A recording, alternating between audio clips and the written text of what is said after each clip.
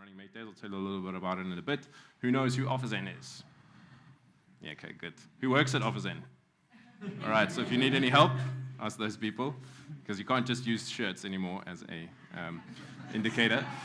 All right, okay, who is a software developer? Okay, who's not a software developer? All right, what do you guys shout? All right, okay. Customer support and politicians. Okay, cool. All right, cool. Okay, so that's useful. Thanks very much for participating, and thanks for coming. Good night. Jokes. Okay, so the way it's going to work is basically we're going to it's super conversational. If you've been to a Make Day before, you'll know that we're not like big on pomp and ceremony, but we like to do things professionally and try and make them useful for other people. So the way it'll work is basically just going to ask these guys to introduce themselves so you know kind of who they are. We've got a bunch of questions, so thank you for everyone for filling out those questions when you sign up for the meetup. I won't get to everyone's, so I'll go through those, and then basically it's an open conversation, so please feel free to pipe up. We do have some mics because it's recorded, so please just wait for the mic before you ask your question. And then we'll see how we go. We'll see how we go for the break. If the conversation is like doing really well, we'll just push it a little bit. Otherwise, we might take a break and come back. So before we start, a bit of housekeeping. You saw the OfferZen people. They can basically help you with anything event-related. There are toilets outside as you go outside to the left and then to the right. The Wi-Fi password is on that poster. I'm not sure if anyone can read it, but it's Let's Build. And the hashtag for tonight is Future of Work. Cool. Is that fine? Have I forgotten something? You're looking at me like I forgot. And that is Alex. She's organized pretty much everything tonight, so can we start with a round of applause? So if anything goes wrong, please tell me and we'll shout it there. Okay, so first of all, everyone knows basically, well, a lot of people know. Who doesn't know who OfferZen is? Who's never heard of us before? Okay, cool, we got a couple. All right, so essentially, for your benefit, OfferZen, our mission is to help people build software, awesome software.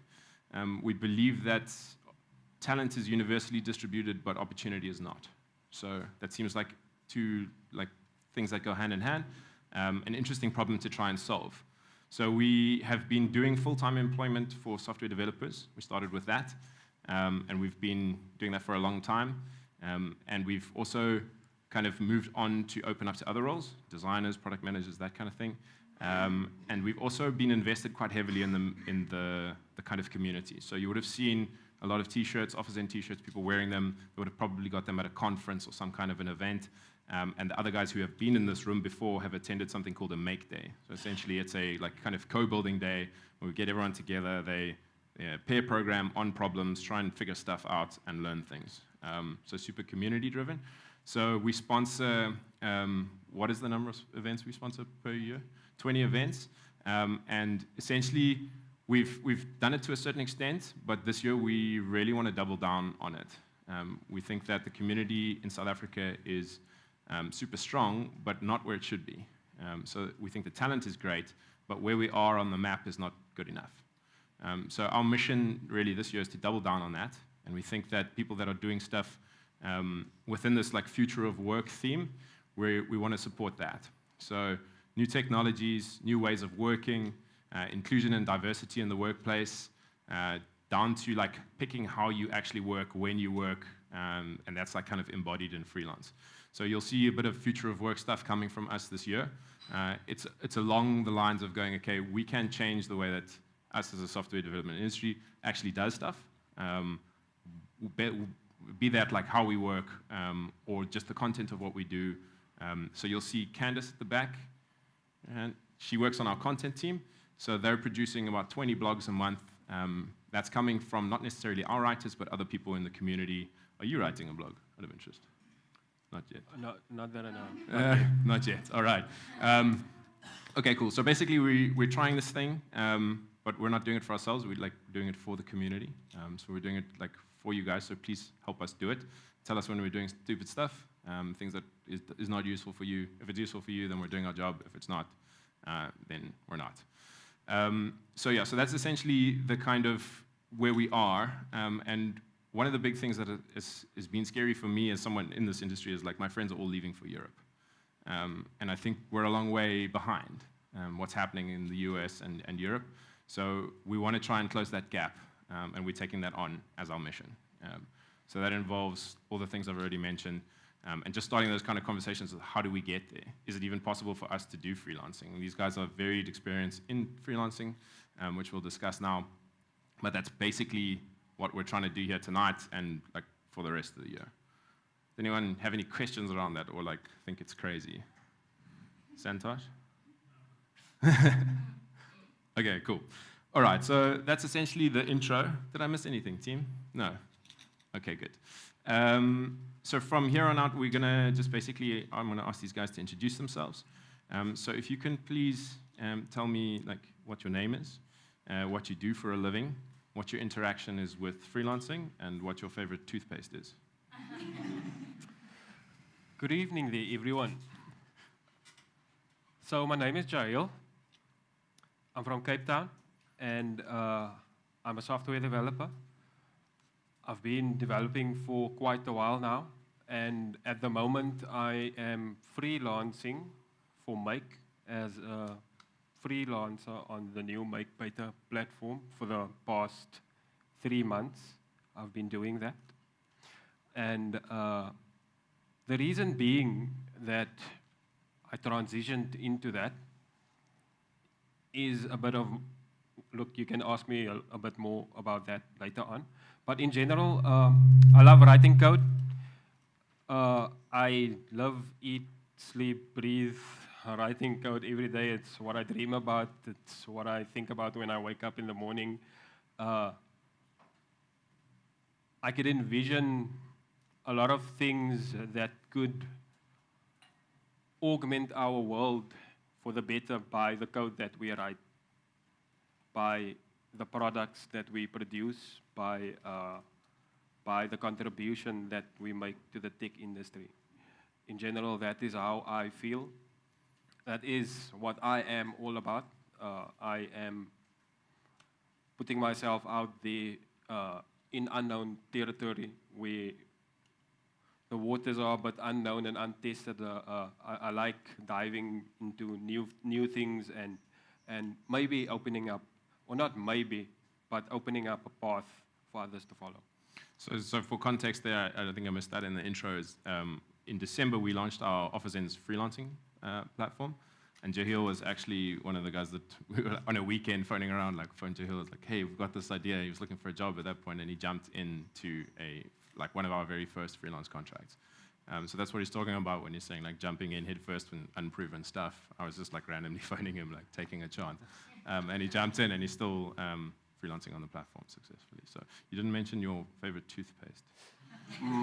My favorite toothpaste is... Can't believe that's the hardest question I asked you. It'd probably be Sensodyne. Okay, thank you very much. All right, Flo. Hi, I'm Flora. So I'm a software developer at Impact. I've been there for about 3 years. Yeah, I left varsity and went straight there. So my experience in the freelancing space has been unprofessional, even though I'm a professional. It's just been mainly unprofessional because it wasn't paid. And my favorite toothpaste is anything with teeth whitening. Yeah, that's me. Okay, so I'm Maia. I'm an Android dev.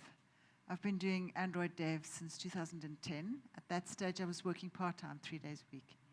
And then I started doing freelance for startups.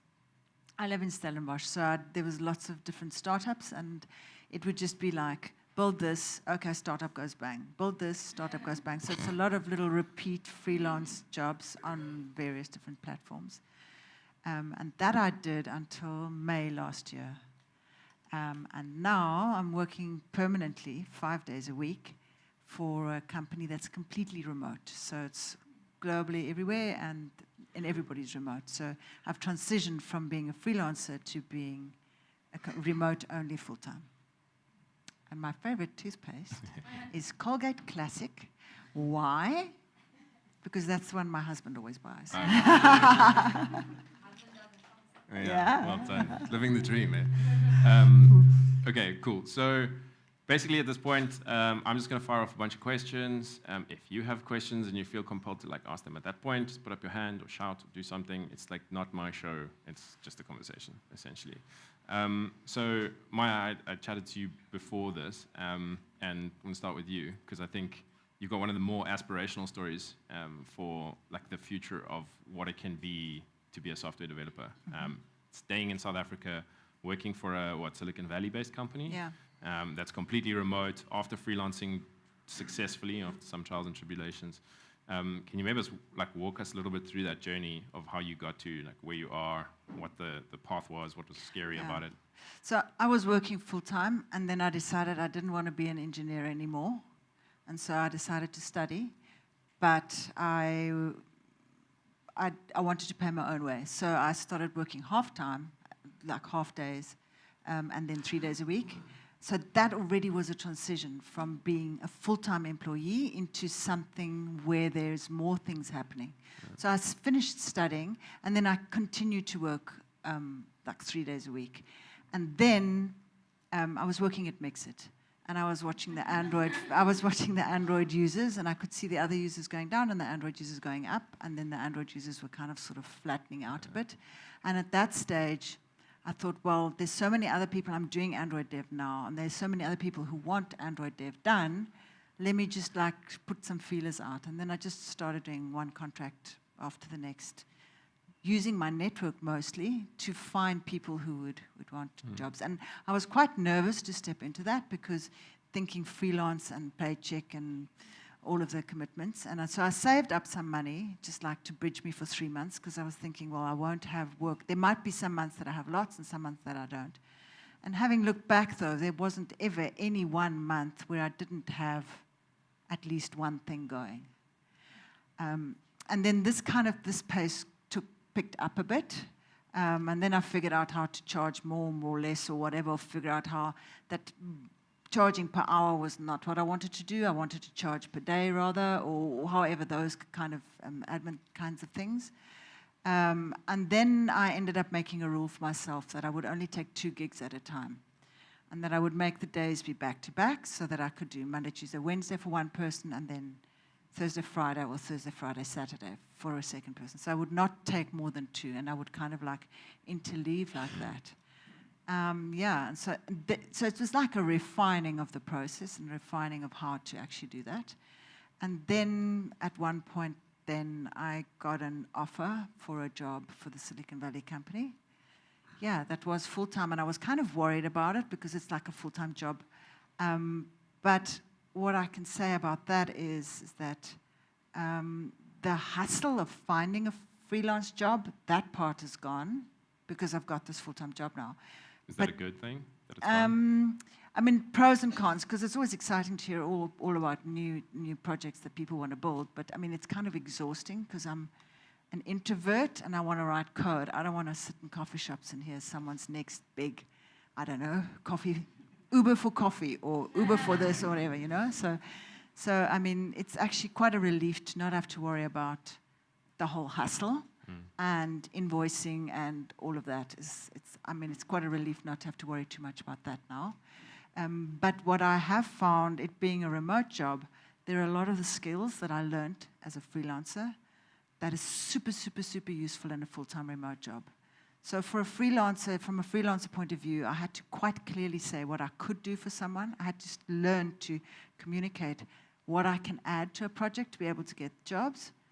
And I needed to deliver things on a regular basis, and I need to be able to communicate about what it is I'm working on. And those skills are invaluable in a remote scenario. Yeah, that's awesome. So also we have a bunch of people on our platform that have joined. So our platform is not open only to full-time freelancers, but also to permanent employees, because we didn't realize we didn't have any data or any opinion on whether you were full-time or you were not, or you were like open to remote, because we think it's a kind of a fluid concept. Yeah. We're not sure of that yet. So it's like interesting to hear your journey and jump Yeah. on that. So you were relatively successful, you said, and you mentioned that was just your network. Like, does everyone have that network, or how do you? Well, when I started, the 3 months where I was thinking, what shall I do, saving up, Yeah. I actively went to things like Make Days and meetups, and tried to. At that point, I was also the local Ubuntu contact person for Ubuntu ZA. So I was kind of like on a mission to build those networks. But that was 2012. I mean, there weren't that many things that you could do to actually do that. So I would just loop and do community things in that sense to actually get a sense of what the community was busy with, because only by knowing what the community is busy with can I actually find a slot where my skills could be useful to someone. Cool. That's Yeah. great. Oh, I'm glad we're all here doing that. So, Joel, like, from your side, do you have something to say back to that? What I wanted to add on is that in the situation that I'm in at the moment, it's not exactly the same situation. I'm in the space where I'm freelancing 100% full-time. Yeah. And it makes it a little bit easier for me at the end of the day with a lot of the admin overhead that needs to be done. And I've got an arrangement where I at least can do remote work for half of the week. So for maybe 2 or 3 days a week, I go in, and then for the rest of the week, I do work remotely. And from how it's going at the moment, that I must say it's going fine. And doing remote work is it's a lot different. I think it couldn't be. Maybe it's not for everyone, but I think a lot of people would benefit from working remotely. And I think essentially that is what a lot of people aspire to have that option of being able to do remote work, being able to work from your house, being able to not have to battle through traffic every day to get to work and having to go through that stress, because I think that adds, at the end of the day, all of these small little things add up to a productivity gain, to a positive productivity gain, where if you are in the position where you could do some remote work, and if you could, like you are now doing remote work full time, you've got that peace of mind that you know you can work from wherever, you can work from your home. You don't have that pressure on you to be at the office all the time. So I can share a little bit about that experience. In that my previous job, I was working for a company, and that I was going to, I lived 500 meters. I didn't work far away from where I work, but at the same time, I would go to office every day to communicate with people in Johannesburg. So I would literally go to office to use the internet to communicate with my project manager, the client, and my colleague in Joburg, which I could have done from home. So for me, I was sitting there and I was thinking, I don't understand this. This doesn't make sense. So why did you go in? It was required of me to. Because you were told to go. Yeah, in. it's required to go in. And I find myself when I do remote work, when I work from home, being a lot more productive. My mind being free to think about more other things, and mind being a lot more open. Your thought process changes because you've got now this big chunk of stress that's been yanked out of your life, that you don't need to travel, you don't need to sit in traffic, you don't need to be in the office with maybe office bureaucracy, maybe everyone's environment is not the same, and maybe some of us are not in the optimal environment. So that's also another reason why I decided to pursue the freelancing, is to actually feel out these avenues and see which way is the better way, which way we could go forward with. And then I want to add on to what you mentioned earlier you mentioned something about a lot of people leaving the country. And I can agree with you there that a lot of my ex-colleagues, a lot of previous colleagues. A lot of them are already gone. A lot of them are leaving. And I feel that we should not leave. I think we've got awesome talent in this country. I think we've got the ways and means to do fantastic stuff here. I really don't see why we should be leaving to go and work in Europe. Why should we go and work in the US? And even today, another ex-colleague of mine said, look, he's leaving in 2 months. Last month, there was like 2 or 3, and the one left for Munich, the other one is leaving for somewhere in Vietnam. And But for me, I have the optimistic lookout where I believe we can make that difference here in South Africa. We can make that difference so we don't have our people leaving the country. Yeah, it's a real threat. Like devs, show of hands, European recruiter sent you something on LinkedIn? Okay, it's quite a real thing, right? Not a dev, but up there. Okay, so that's a real thing. So I think one of the cool things is that when we started with our platform, we're like, cool, we're going to do freelance and remote, and we're like, hold on, wait, remote, freelance, like are they necessarily the same thing? Are they intertwined? Are they necessary concomitants? No, I don't think so. Like, you're not remote, you're kind of remote, but you're freelancing, and then some of our freelancers are like full-time contractors, and it's like a weird hodgepodge of like working worlds. So enter Flo, who's not freelancing. But you tell us a little bit about your working arrangement. You're in the States sometimes, you're here sometimes. How much of it is remote?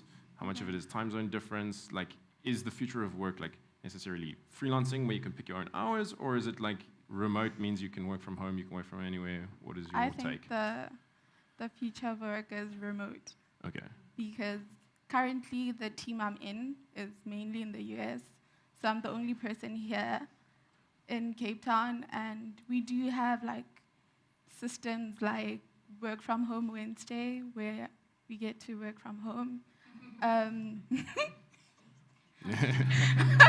Thanks for clearing it up. So yeah, I really think the future is remote. Currently, the company I work with has different teams, and the team that I mainly work with some of it is here, but majority of the ones who are here are more junior level, and then the seniors are that side. So there's a lot of collaboration having to happen, and with us being in the tech space, really we just need the internet and whatever code you can commit. So I get to work I am originally from Limpopo, so I sometimes can work from home for a week, even though I'm in the country. I don't have to be there, and they can reach me. So yeah, I think the future of work is remote, whether that's freelancing or not. Yeah, so I think the future is more to be able to choose. Yeah. And because there's a tech scarcity, people are prepared to shift the rules a bit and to not insist that you stay in the office. And I think some people like an office environment. Some people like to be around other people. And it's the choice that's really, so it's like a space and a time thing. You can choose the time and you can choose the space. But that also means there's a responsibility for me to create the exact space that makes me productive. Like sometimes I do need to get out of the house, otherwise I will go crazy. And then I need to find a spot that has a good enough internet and cool enough chairs so that I don't get backache. And so it's actually, in a way, I need to be very clear to myself what my needs are, and then adjust my environment to do that so that I'm optimal. Does anyone have any comments at this point? Sorry, kind of sprung that on the team. Just give me a second. Okay, so here's my question. This is to everybody on the panel. So I'm a Scrum Master. All of my team pretty much sits within a 15 square meter radius. So the communication is non-stop all day. 80 to 90% of the team's time is spent together, and we achieve optimal throughput, essentially. So with the three of you, what's your best communication tool that you use in order to maintain immediate contact with the teams that you're working with? Okay, do you want me to take that? So there's nothing that beats that sitting next to someone and reading body language. But for the freedom to be able to work anywhere, you obviously need to use tools to bridge that gap. So what I did when I was doing a lot of freelance, I would do the initial discussions and requirements and negotiations. I would always do face-to-face. And then the trick for me was to choose the exact tool for the exact kind of communication. So if I wanted something with lots of facial expressions and emotional kind of nuances, or if it was a difficult thing to solve, I would do video call with the video on. If it's something that's technical, but that doesn't need to be answered now, it could be a Slack message. I don't use email that often now, but if it's a casual, when are we going to meet for lunch, it's WhatsApp. So I have multiple different communication tools, but the trick is to not only pick one, but to pick the one that can capture what it is you need to do. So it's not going to be, it's not for me, I mean, obviously it's not optimal if the team is not together, but there are other benefits from that communication. Also, sometimes working with sort of geeky people, I don't want to stereotype, I find that some people communicate better in a remote scenario. They're actually worse off if I meet them face to face. I mean, they struggle with that face to face. Yeah. Flo, did you want to say something? Yeah, to add on to that, that's true. There's someone who we worked for about 2 years. He's been completely remote the whole time. So we got to meet him, and we all were like, "You're real." We wonder how he's going to be because he communicates so well. I think the trick is really being able to communicate via these other channels. And I personally tend to be more comfortable behind the keyboard. Yeah. So that works out. And I've found that being in a space where everyone is comfortable and free to speak to each other, sometimes productivity does dip. So it's good to have that change every now and then, not constantly just in one space, which feeds into the having the choice to be where you need to be at your optimal state. I also just want to add on to that. I totally agree with everything there. And just to add on to that, I feel that everyone, if you in this remote setting where we should be communicating throughout the day, everyone should be aware that you should be reachable. And it doesn't really, I think for me, it doesn't really matter which medium you use to reach your teammates, but just that I know that I can somehow reach you, maybe on WhatsApp, maybe on Slack, maybe I can give you a Skype call. If I can't reach you on Skype, I can try to get you on whichever medium that I can find you on, that you should be at least available. And that works out quite nicely. Yeah. You know, like you really need more than one. When the one should fail or I can't reach you on the one, you should be aware that you should be at least reachable on. And I think it promotes independent thinking, because I'd wake up sometimes to like 24 Slack messages and I'm freaking out, what did I do? But it's just someone else who asked me a question, figured it out, was like, never mind. Oh, no, this one. Oh, never mind about that one too, and things like that. So I've literally been like slacking Flo, and she's in the US, and they're like, "Okay, cool. Can you help me with it?" So I think there's two things. There's a really cool question. Obviously, like everyone wants to chip in on it, and we experienced it that like in our own office, we have one of our guys who works in Joburg, and he's got a permanent screen on, and like if his video isn't on, he's like not there. And we forget about him. Literally in stand-up, we're like, "Oh shit, Robin. Yeah, sorry, forgot about you, dude. Hi, how's it, Robin?" So there's this kind of there's the medium thing, which I agree with you is like maybe not that important. But then there's also the synchronicity problem of like it's not always in sync. So there's some cool blogs on the OfferZen blog, and Dan's writing one hopefully soon to kind of address that. I mean, you've worked across different time zones. Have you, like having that like leaving a message for someone, and like when they get up in the morning, they're going to read it, and you're not going to be there to have the synchronous communication. Like, how do we unpack that?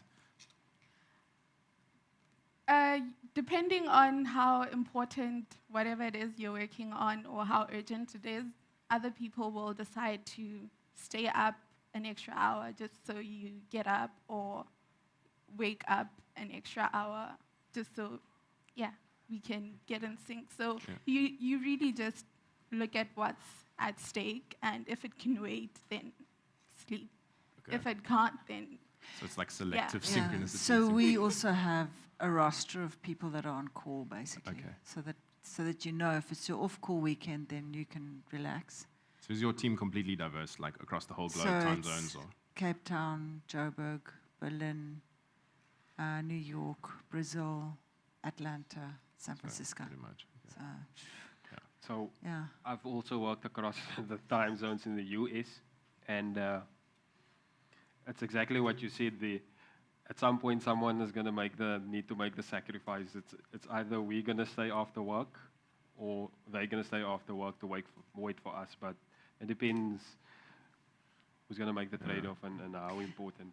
But the 9 to 5 actually shifts, because it's not start at 8 and finish at 5, because I know I'm going to start talking to people after 5. So the morning, I don't know, I'll go do whatever I need to do, grocery shopping, yoga, whatever, do some core coding where I know they're all sleeping, so they can't ask me stupid questions or drive me crazy. So I can sit and focus, and at the end of the day, when I'm actually coded, I've done enough code now, I can then do the conversations. So for me, it's been adjusting to that rhythm. It took a month or so to figure out what that exact rhythm is, and that'll differ from time zone scenario to time zone scenario. So that's super interesting. So what I'm like hearing from you is that not only is the place in which you do your work flexible, but also the time and the time chunks in which you do your work when that kind of freedom comes in. Yeah, so and then it's super important for me to know, like, I'm not a morning person, so it's actually better off for me not to do things too early. Yeah. I'm better at night, but I need to sleep enough, so I need to like shift the sleep, you know, so it's like to know myself. And also I code better if I've done some exercise. So don't skip the exercise, you know, but those are like self-knowledge things that I've got to, and because I have the control to be able to adjust. Yeah, that was awesome. Did you get your answer? Yeah, I think the word you used there is like trade-off. Like we know that that's the right thing, right? But like for these other things, productivity boosts, freedom, the kind of scarcity in the market, people can dictate. A lot of the stuff is like dictatable. So I mean, for us, we choose remote freelancers because we can get more, essentially. Like that's what it comes down to. So, other questions? Yo.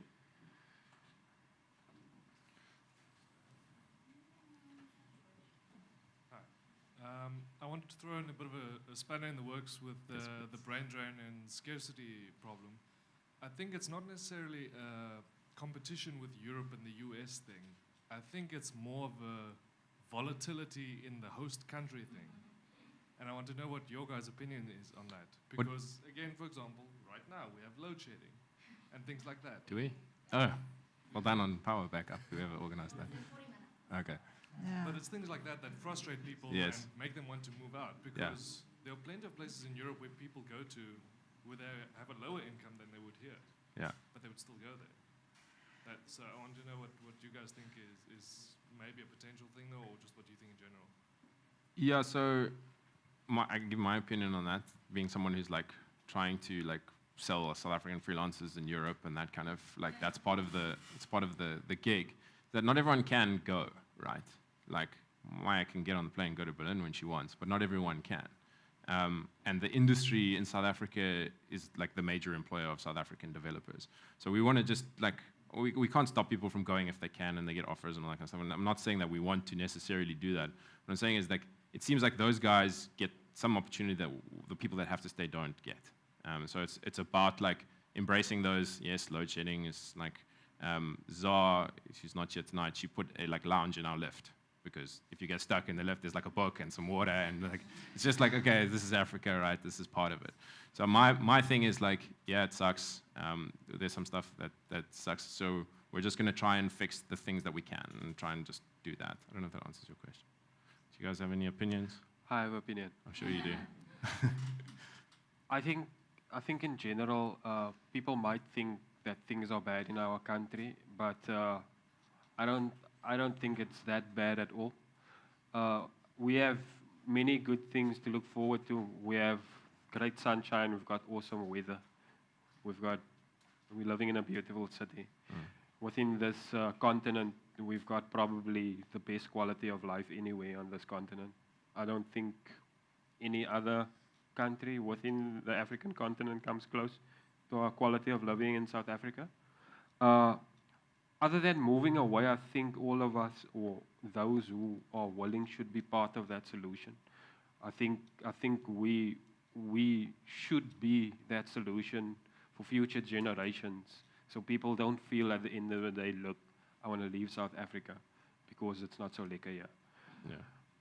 Why? I don't believe we should be doing that. I believe we should be part of a solution other than just throwing our hands up in the air and say, look, I give up, I want to move away and go to another place.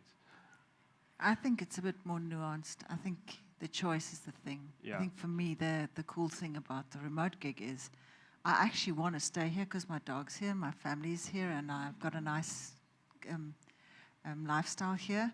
But I want to also be able to move. If it's for 3 months and then come back, I want to be able to have that flexibility.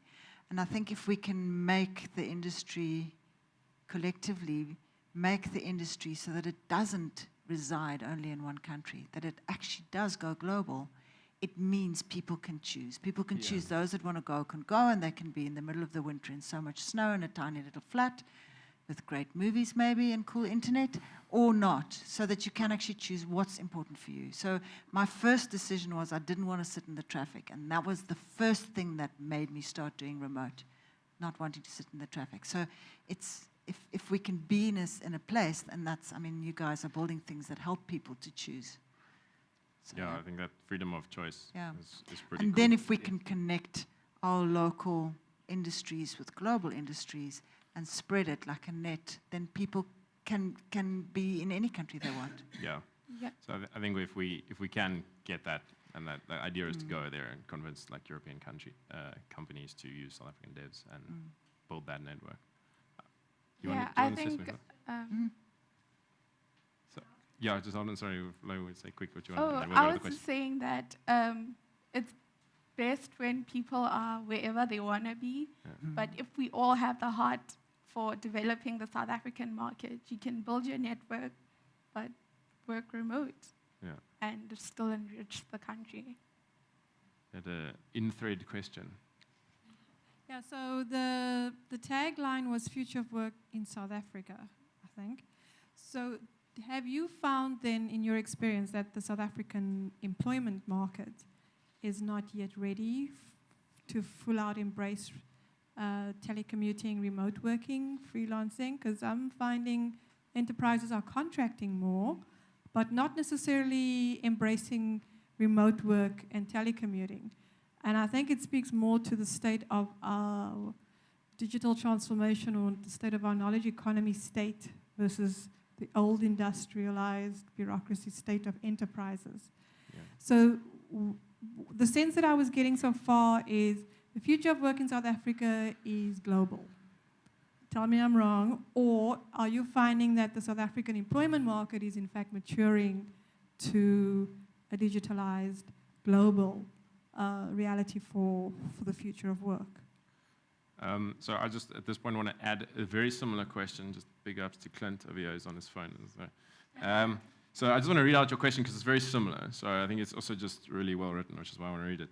As eager adopters intrigued by the idea of freelance working, what can be identified as barriers to entry when starting out? And most importantly, how does one tangibly begin to overcome that? So it's like, how do we start? This said in the context of dealing with high perennial skepticism towards freelance work, despite the rising popularity of it. So it's like what you're saying, it's popular, but like, is our economy ready for it? In an emerging market, where one of the main socio-economic challenges facing South Africa currently are high levels of unemployment, so mainly affecting youth, and declining confidence in job security. Discuss for 50 marks. but basically, it's a really good question. And I don't know, like, how many of you guys have we've had a lot of experience with trying to convince companies to use remote and freelance. Because a lot of the guys on OfferZen, like they go, I'm in Cape Town, and obviously I will take a remote job. Like from the supply side of our marketplace, everybody's keen for like a remote job. But the industry is not like ready for it or kind of embracing it. As far as is that okay to summarize your questions? I think freelancing is actually what the country needs to get where it needs to be, like the digital space especially, because there are a lot of companies that don't have much of an online presence, and freelancing, that space is very huge for web developers and people who do front-end things. So that is where pretty much South Africa needs to move in order to embrace the whole tech space. Because there are a lot of companies that are out there that don't have tech anything. And we need to get them there so that we can move on to wherever the more advanced countries are at. And with freelancing, usually it's like one-man teams, and you'll know the whole stack of whether you need a database for that and whether you need this. And it's usually people who know how to carry that out. So if you can, like, get a company to where it needs to be and move on to the next, so that a whole lot of companies are really in that tech space and they know what it is to purchase a domain or things like that, just so we can get the basics done with. And that's really what freelancing is offering, I think. Okay. I just want to add on to that is that, just to answer or add on, is that I think that companies should eventually be nurtured into that space where they allow their employees to work remotely, because I could see a lot of places and know a lot of places where people have still the mindset, you need to be here in the office, otherwise I'm afraid you're not going to do your work, because I don't see you're not going to do your work, because I think it's a paradigm shift. It's in need of a paradigm shift where people need to start thinking differently in terms of the employees and in terms of how the employees feel about doing remote work, other than like enforcing a rule, look, you need to be in the office. I think it's something that needs to happen gradually. Okay, Naomi either needs to tell me to shut up or she wants to ask a question. I just wanted to add something. I'm Naomi.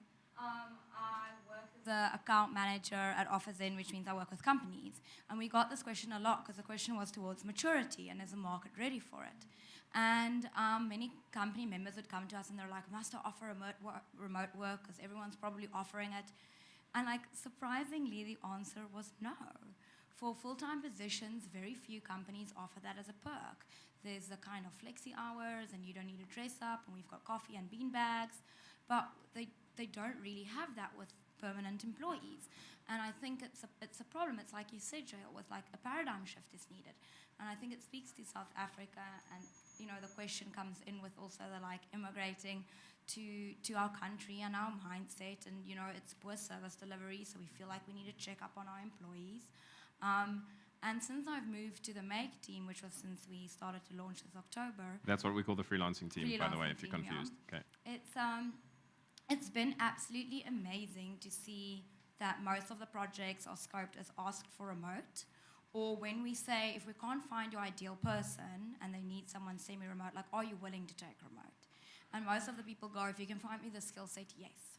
Yeah. And then I wonder why. And I think it's because by the time they get to us, it's either that it's a specific skill set they need, so they're never going to hire for it full time, so they really don't care if the person comes into the office or not, or they've screwed up on a project so badly that they need rescuing that they'll freaking take anyone anywhere in the world.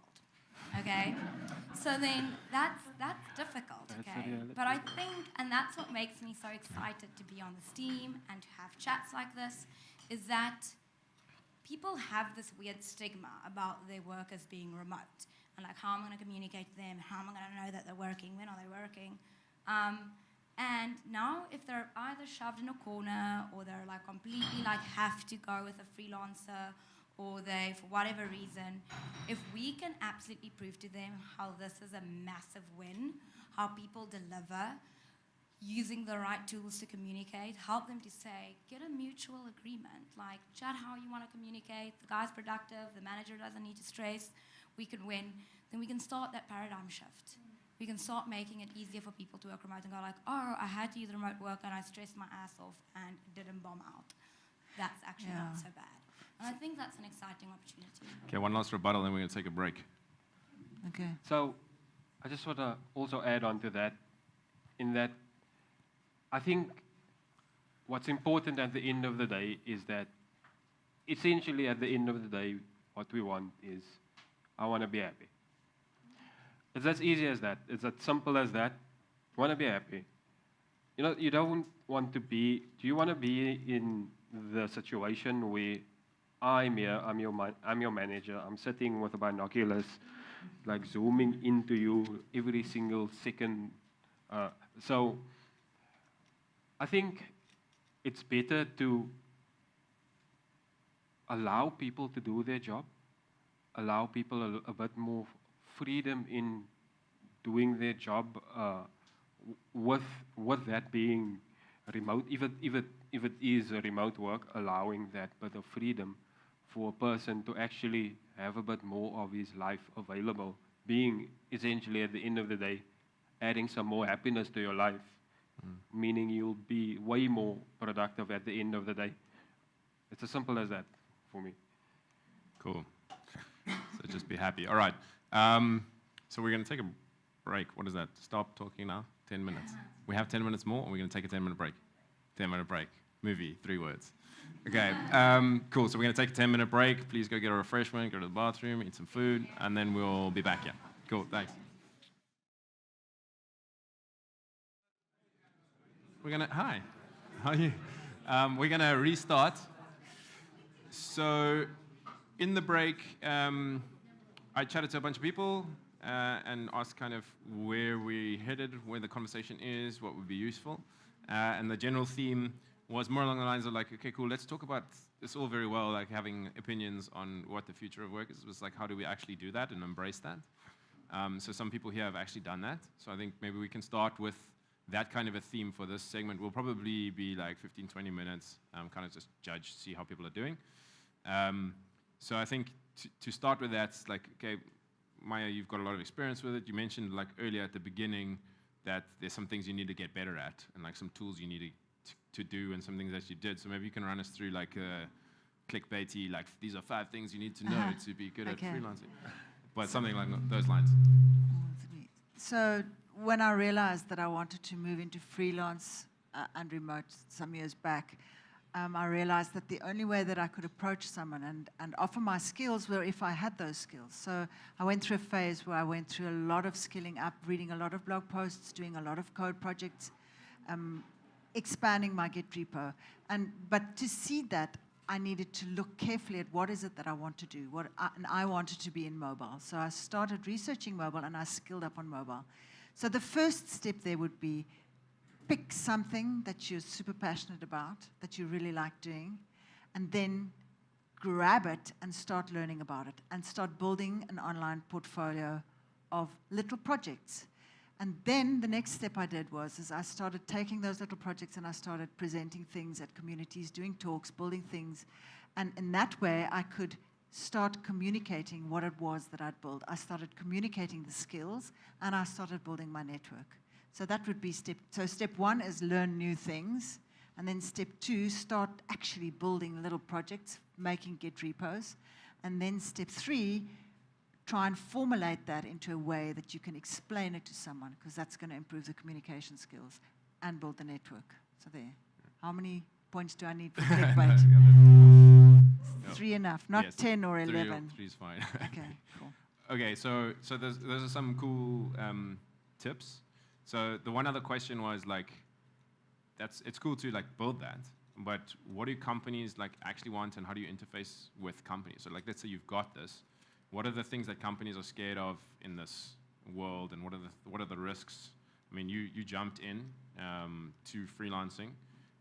What has your experience been like with trying to understand what companies are scared of or not scared of in like the contracting versus freelance world? What do you need to be good at so that those kind of worries are calmed on their side? I think the thing that companies are scared of, the one thing that they are probably scared of is that you probably cannot do what is required of you to do. And the one way you can reassure potential employers that you can do the job is that you could provide them some form of portfolio work that you have done. You need to be able to prove this is what I've done. You can't just say, okay, I've did this and blah blah blah. There needs to be some way that you need to provide that to the employer and prove to them that you actually can do this. So, and I have actually done a few large solutions that I could say, this is what I've done.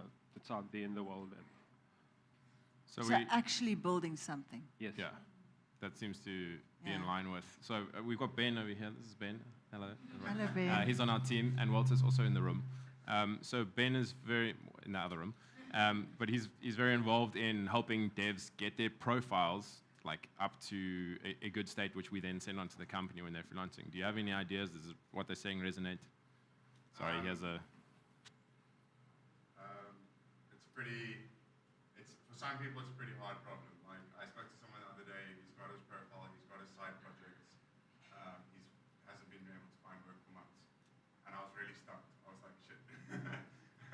Actually, that's a tough one. So what Maia's saying makes a lot of sense.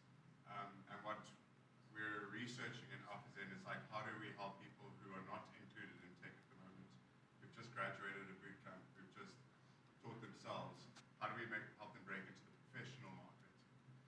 And Maia's got some really good points there. It's a question which I actually don't have a good answer to. Okay. But like, it's that soft skills element as well, which I find a lot of the developers lack. They don't know how to write on their profile, like how to sell themselves on their profile. And you're not supposed to be like, get me now while I'm hot, like marketing tips on their profile. It's write like you speak. Tell your story. One story I'll never forget is there was this one guy who had a very brief profile. He's like, I'm a developer and I want to do software development. And I called him and I had like a 30-minute conversation with him. I tried to get a story out of him. And I'm like, just can you tell me something about like something cool that you've done, like something that brings across your personality, like that makes you unique. And eventually he tells me, I actually started this arcade in the township which I live in to help kids build retro computer games. And I've been running that for years. And I was like, why did it take you an hour to tell me that? Like, that's the most amazing story I've heard. Yeah. So often, I think, like, a lot of the stories that grip people and that show that you've got the initiative to be creative. Because people are looking for capabilities. Are you creative? Are you inquisitive? Can you, like, reason? Can you use logic? All these things. So a story which, like, shows that you've actually done that and put something real out to the world helps as well. Sorry, that's very, like, long-winded answer. Good answer. Really, it's like, I don't have a succinct answer to the problem yet. Yeah. But Maia's tips are great. So I'd like to see more. Okay. Questions, please. Like, I didn't answer a lot of them in the. Yep. Oh, sorry. The runners are walking. Just talking about proof, what about NDAs? Especially for freelancing, like if you have an NDA, how can you prove what you've done? Yeah, so NDAs are tricky questions. So you mentioned like projects. Those projects you were talking about, were they like fun projects? Like, are they projects? Do you put projects of your portfolio of like the arcade game you built, or like this little test that you wrote? Yeah, or so is it like client stuff like sometimes with NDAs, I'm always worried about the other way around. What if I've already built a little thing and now this guy tells me about something that I already built before? Shouldn't I get them to sign an NDA? You know? So, but more practically, is that if it's a tech that I'm exploring, I make an open source project first. So then there's a history of open source projects. And then if I happen to work, say I had built a thing with location-based whatever, and then I work on a project that's got location-based stuff in, the NDA is not so much an issue because I've got a predated project that's already doing the tech. So the tech that I explore, I put out in open source to keep track of the things that I've been working with. And then the other NDAs, I don't know, I've never had anybody chase me for an NDA. I don't know. What do you mean chase you? Like, I mean, sue like, you? made me sign and then try to come back and say, yes, I stole their ideas. Yeah. I mean, the thing with those ideas are they're not really worth much until you actually build the app that makes the thing do the Uber for coffee or whatever. So, I mean, I don't know, I'm not answering your question, but I avoid them if I can. Do you want to clarify? Was your question answered? Okay. Other questions like tips, how-tos, anything really? Yo, Colin, right?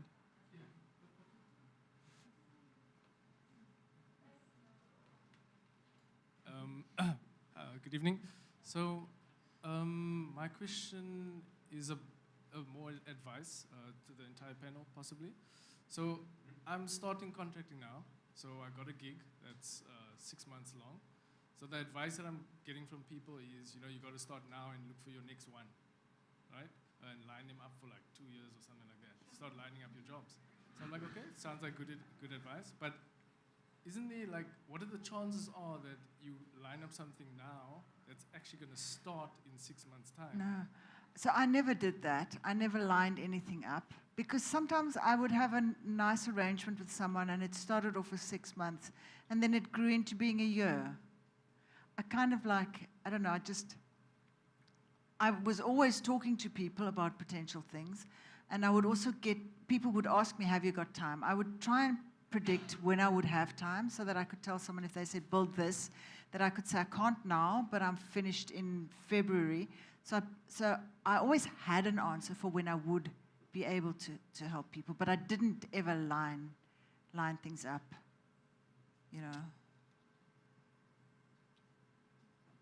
Hi. So, I mean, like, we're talking a lot about like remote work and freelance, and then I'm start to think like, how did you like find those freelance jobs and remote works? Like, where do you go? Do you go online, or do you look at the companies that you're interested in website if they're hiring, or what are your? I got some jobs on LinkedIn, not that many, and the rest was just talking to people and then networking, and then someone saying, "Oh, you do Android dev? Oh, we needed this or we needed that." But having said that, there was no OfferZen freelance make then. So I guess if I was still doing freelance now, then that would be a platform that you could use. So it was network, LinkedIn, and yeah. Flo? I personally think that starting in industry I'd say it's invaluable because when you do get into industry, you'll first find seniors who will teach you best practices, and there are things that you'll learn in a structured environment that you can then take out and offer into the freelance world. Because a company's website that I had to look at was a student who did the website. The code was really terrible, but the website was up. So she asked me, oh, my website is a bit outdated and I saw other people having nice websites. Can you change it for me? I literally had to scrap all the code and just start from scratch because there was a lot of immaturity in the code and just, bad things going on. So I think if you start in industry, if you can, and then move out, so your experience in industry would be your track record where you can be like, oh, when I worked for this company, you can just speak hypothetically about this, and they obviously won't expect proof because they do know that you're bound by NDAs and things like that. So I really value like mentorship and just having knowledge from a senior and people who've been there so that you don't go out there and do mediocre stuff. That's Yeah. me. So that I like the fact that you're talking about like mentorship. I think I chatted to some people during the break as well about missing the social aspect, like and the mentor aspect. If you're a freelancer, you don't have that mentor, you don't have that guy or girl who's looking after you, helping you grow and all that. I know at Impact, you guys have got a crazy mentorship program. It's like pretty solid. It's many years, and they take devs from like brand new all the way up to like solid devs. How do we approach that? Like going on your own, are you not scared to like not have mentors now, Jahil, or like what do you guys think? I think that solely depends on to what extent, and then I want to add on to what you mentioned, you are prepared to develop your skills. And adding on to what you also said, in the space that you always have that mentorship when you get into industry is very, I think that's really, really important. But if you should be freelancing or doing remote work where I don't think you'll be necessarily be working alone all the time. Depending on the project that you will be doing, you will probably be working in a team or with other people. But if you should be working alone, I think it would be up to you to upskill yourself. And for this person who asked me to revamp their company website, they just knew I do computer science, and they were like, "Oh, you do something with computers, so just be known for being someone who does something with computers." And when they do ask you a certain thing, you can be like, "Oh, this is this," and you'd be speaking out of your existing skill set. And that way you'll also be able to gauge how long something will take, because that's another thing where a client is expecting something like a website, and they think, "Oh, you'll probably take this long," and if you aren't completely confident in your skill set and how long it's going to take for you to produce such a product, you might understate the time and have an angry client and things like that. So, or figure out that you're really struggling and this is not how things were going to be. So, yeah, just having an existing skill set is very important, and just have some track record, even though it's humble, as long as people know you are into computers. Okay, Niams, you were flagging some questions there. Thanks. Thanks. Come back to that previous question about how do you show your work. And I think the answer lies in the future of work is that you're going to have to build online. You're going to have to use one of the cloud platforms to actually show what you can do, what you can't do. So I think start being creative now and start thinking of projects you can do that will show off your skills. That's one of the things I'm busy doing at the moment. I've realized I don't have anything to show, so you need to start building these. And the cloud platforms make it so easy to build, whether you're using a database or whatever backend you're using. You need to be starting to do that. You can't just rely on what you've done in the past. You've got to be able to show people what you can do with the future tools as well. So I think expecting people to look at your history where you may have had an NDA or something, you just got to be careful that locks you in. So start building things that will impress people in future. It's so easy to do that nowadays. Wait. Do you want to say something? I want to add on something onto that. We've got GitHub, and there are many, many, many projects out there that need contributors. And if you're just starting out and you really need to show something, I think GitHub is a good way of proving your skills. Getting a few pull requests approved, contributing to a larger code base where people need help on GitHub all the time. You can start out small, even if it's a small little pull request, it will show up on your timeline that you are actively contributing on GitHub. So you can just go onto GitHub. You can find some projects that you are interested in if you're interested in those projects, and you can look through the PR list and Yeah. see if there's something that you can do, and it's as easy as that. And so to add on that is that part of learning code is writing it, but it's Yes. also reading it. So if you're reading other people's pull requests and seeing how they're changing it before you, if you're not quite confident to write your own changes to an open source project, and also if you put a pull request to an open source project, people are going to give you comments on your code, and so you can get a kind of mentorship. If you're not getting a kind of mentorship in the teams that you're working, there are open source communities that can give you feedback as well. Are you going to jump out of there?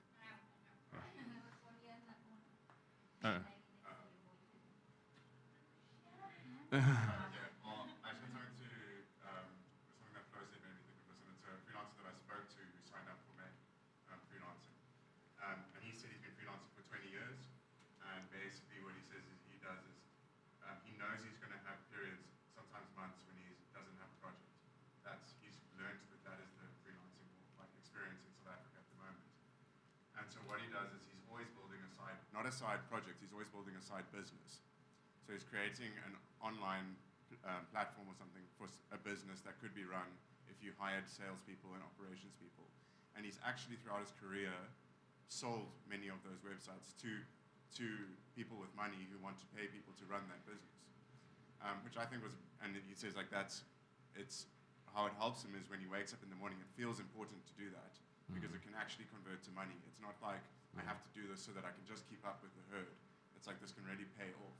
And it's as simple as building a website for a creche is one thing he sold, and he's now doing kind of like a package delivery website. I thought that was really interesting, and it's interesting that he's been a freelancer for 20 years, because that's not an easy thing to do, I don't think, especially by yourself in the South African context. So that was a really interesting insight, I thought. Yeah, you also bring up something which we interestingly haven't spoken about tonight, which someone flagged during the break. We haven't spoken about money. Like, at no point where we were like, is the money better? Like, what do you do? Like, are you doing this for the money? It seems like an interesting kind of conversation. Is anyone who asked that question? So you want to rephrase it? I don't think I did it justice. I mean, the simple thing is, what about the money? But there's all the dimensions like, well, so if you're doing work for an American company, shouldn't you earn dollars? I mean, there's that aspect to it. But yeah, generally, how do you optimize so that you can make? I mean, potentially you can make more money, presumably, if you had overlapping projects where you can reuse something that you've done once before, that sort of thing. I don't know if the money's more or less. I'd have to make a spreadsheet to see. But yes, I have used some of my projects before, and then that's been useful. But it's like all of the work I do goes through my attention. I have to focus on what I'm doing and or help with whatever problems are there. And so it's limited by my attention span. So I can't really multiply it unless I write a product or a game or Angry Birds or something that gets sold. But if it's something where I'm delivering a service, it goes through my attention. And so there is a kind of I don't know if it's more or less money than being a full-time person. So we might have some insights, like having the platform where people ask, how much should I charge? And there's a couple of articles also on the blog around how much people charge, how they work it out, all that kind of stuff. And it looks quite nice when you're seeing like 4,000 Rand a day, 4,500 Rand a day. You're like, holy moke, like that's amazing. Like I'm going to be rich.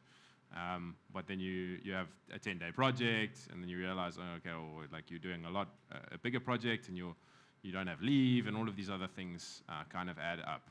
So I would say I don't know the answer either. And it depends vastly from person to person. Someone like Jahil working on like a 2 to 3 month contract, I mean, that's a different scenario from someone who's like a specialist gun for hire who's getting 8 grand a day, but works like a couple less days. So it's all about the supply and demand thing.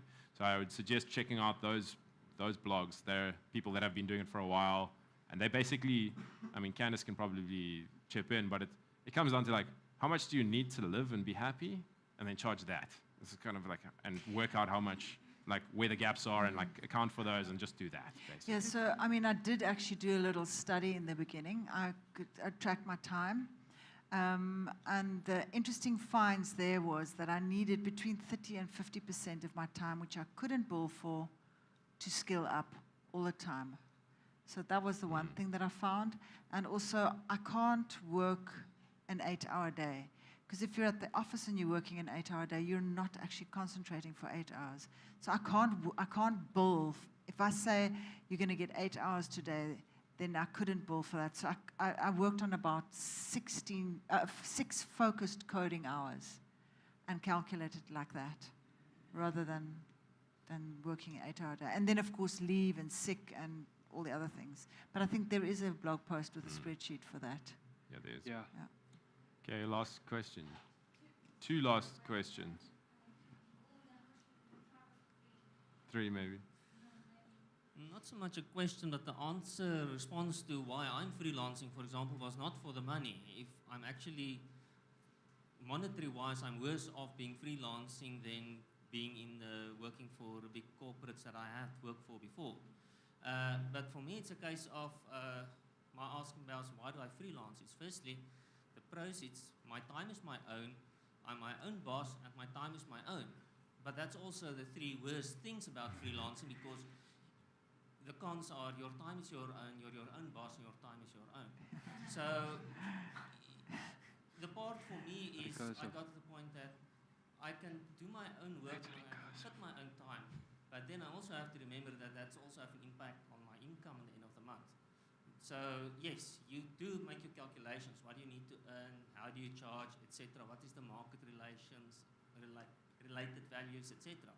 But then, for being a freelancer, today I could go out and go find solutions for my computers, which I can't do when I was full-time working, because my time was not my own. Now I can do that. Now I can change or reschedule my stuff because my time is my own. And that was a big thing for me, is the being able to live the way I live currently is, for me as a freelancer, much more value than the monetary income out of it. Cool, thank you. I think it's also dependent on your network and the people you usually service. Because if you're going to be creating a website for an artist, they might give you a free ticket to a show instead of actually paying you, or things like that. So I guess the strategy would be in what kind of networks or where you expose yourself. And that will obviously alter how you prepare for such jobs. So if you're going to go for high-paying jobs, you need to have a solid profile. I want to add a quick thing to the money thing before I pass it on. And it's flack that we get at OfferZen often is about the salaries and like raising what market related is. And I think it's a balance of 2 things. The one thing, it is a market, there's supply and demand, and you can ultimately get what like the market offers. And then the other thing is, it's what are you as a human comfortable with? It's, I'm going to work at a startup and earn less salary because I'm going to learn more. I'm going to work at this company because it's got a great culture and I'm going to like gain more. So it's a thing of like, what can you get out there that's all economics and that's regulated and that's what you as a human and your skill set is worth, which is a bit more when you're a freelancer versus a full-time person or permanent person. And then just who you are as a human and what you are willing to sacrifice for what you are gaining. We've had a freelancer on our platform now accept a job at like a quarter of his like actual asking rate for what his skill set is, just so that he can learn a new skill set. He was like, I'll take a junior dev salary, I'm keen to learn that. And it's, are you willing to make those sacrifices to build out who you are as a person and your skill set? Or do you just want to gun it? And if you want to gun it to make money so you can have a holiday overseas, so be it. But if you want to like, you know, it's you need to like sleep at night and be happy with what you can be. I guess I'm going to ask a different direction question, and I think it's something that some of us are kind of, I know I for one want to ask this question, and maybe some other people too. Maybe to the panel in general, maybe more Maya, I don't know. For the people that are considering freelancing, what should we be aware of? What should we think about? What do you want to tell us? What do you want to warn us about? Is it good for everybody? It doesn't sound like it necessarily is. I mean, Maia, you went back into remote dev from freelancing. So yeah, can you speak to that a little bit, please? Great question. Yeah, I mean, I don't think it is for everybody. I mean, some people, and it also depends where you are in your life. There might be a time in your life where you want a steady job and you don't want to do the freelancing, or you want to shift in. So, yes, you're right. It's not for everybody, and it's not for everybody in every time of their life. What should you watch out for? I don't know. People come to you and say, we've got a deadline in 3 months, and then take 2 months to decide, and then you've only got a month left. Yeah, Naomi's celebrating there with that comment. She's the one that deals with the companies, yeah. Yeah. I could have written your whole app, and you were just deciding. Ooh. Okay. Whoa. Okay. Was there another question there on was the? another one. Okay, last one, Mr. John Rue. So I'll close this off. Thanks, bud.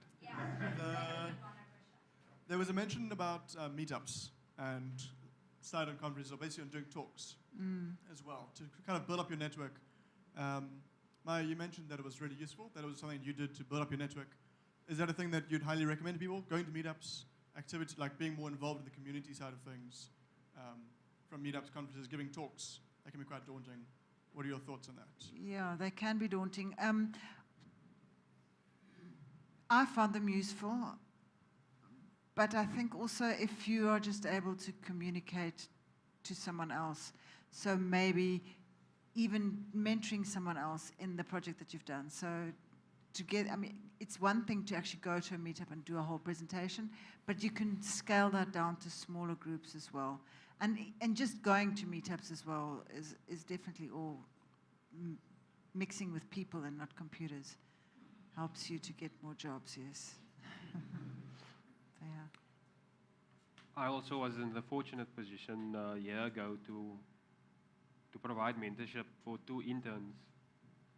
And I was mentoring them for an entire year.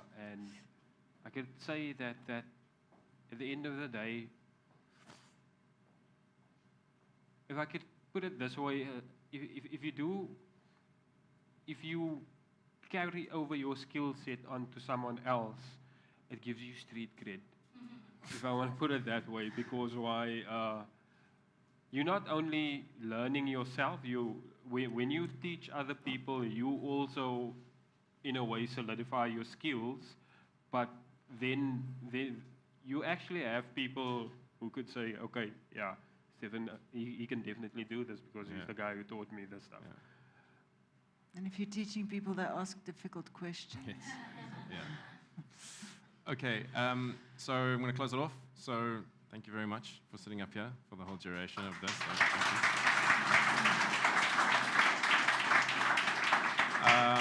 Thank you, all of you, for coming, taking your evening off. It's awesome. Thank you for the support. So I think, yeah, just to kind of reiterate where we are, we want to do some cool stuff this year and have these kinds of conversations, and hopefully, like, there'll be a blog post, right, Candace, coming out of this. This will go onto like YouTube and all of the rest of the stuff. So we're going to try and get legs to this kind of content. That said, we're not the authority here, right? Like, the community is. If you've been to a Make Day, you'll know that that's kind of our philosophy. So if you are running meetups and that kind of stuff and we don't know about it yet, please let us know. We want to support it. We want to like give it legs. We want the community to like actually hear about it. We'll like put it on our event stream, all that kind of stuff. We can talk about using the spaces, all that kind of thing. We really want to do more and double down on it. So yeah, we're also going to run an AMA next week. That'll be on the Make Slack, so if you're not registered there yet, just please join, and we'll just drop it on Freelance Discuss on ZA Tech if you're on that as well. And like one last little round of applause for Alex again, because it was super pro. Yeah. Yeah, so thanks again. Thanks for the support. Keep coming back. Keep helping us out. And we'll see you at the next one. Is that it? Did I miss someone? Thank you. Thank you. Oh, yes, dessert. So there's dessert. Thanks, Alex, again. So please hang around. Please continue the conversation. There's a bunch of people here. It's not often that everybody is in a room with the intention of speaking about freelancing. So take advantage of that. Go chat to people. Yeah, enjoy the evening. Thanks, guys.